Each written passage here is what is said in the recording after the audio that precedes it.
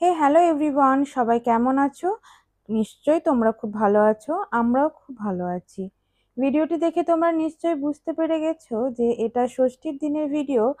আর এই ষষ্ঠীটা আমার কাছে খুব স্পেশাল, কারণ এটা হচ্ছে আমার বিয়ের পর প্রথম এবং আমাদের সোনা মাম্মামের সাথে আমাদের এটা প্রথম অরণ্য ষষ্ঠী। এবারে তোমরা অনেকেই ভাবতে পারো যে যেহেতু এই অরণ্য ষষ্ঠীটা আষাঢ় মাসে হয়েছিল আর জ্যৈষ্ঠী মাস ছিল হচ্ছে মল মাস, তাহলে আমি এই বছর কি করে ষষ্ঠী করতে পারলাম?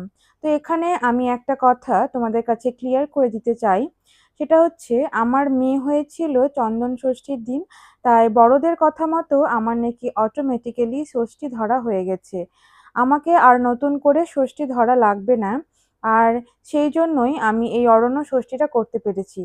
আসলে কি বলতো, আমরা যতই যা প্ল্যানিং করে থাকি না কেন, ভগবান আগের থেকেই সবকিছু ঠিক করে রেখেছেন।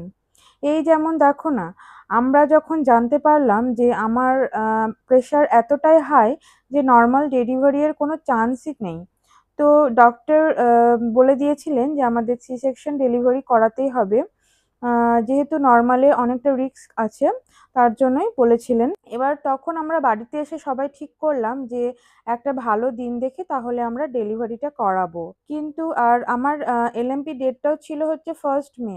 কিন্তু আমাদের সোনা মাম্মাম তার নিজের ডেলিভারি ডেট সে নিজেই ঠিক করে নিয়েছিল।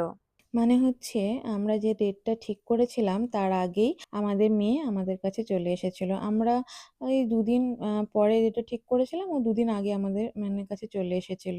তো এই হচ্ছে ওর আসার গল্প।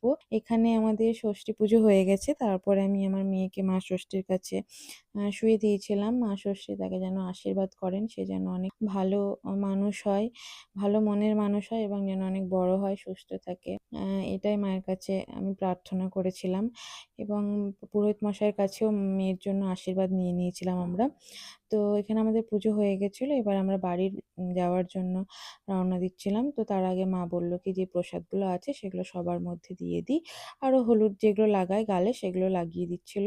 তারপরে বাড়ি এসে তো আমরা লুচি, ছোলার ডাল, কুমড়োর তরকারি ছিল, আর পায়েস, মিষ্টি, আম, আরও অনেক ধরনের ফল ছিল যেগুলোর ভিডিও ক্লিপ নিতে আমি ভুলে গেছিলাম। তো তারপরে হচ্ছে চলে গেছিলাম লাঞ্চে। আর সেদিনকে যেহেতু আমি ষষ্ঠী করেছিলাম, তার জন্য এসব আমি কিছুই খাইনি। এগুলো আমাদের মানে বাড়ির যারা ষষ্ঠী করেনি তাদের জন্যই ছিল। তো এখানে দেখো ছিল হচ্ছে পোলাও, শাক, তরকারি, ভাজা, কাঁকরোল ভাজা, পটল ভাজা, বেগুন ভাজা, বাঁধাকপির তরকারি, স্যালাড, মাছ ছিল তিন চার রকমের। যেমন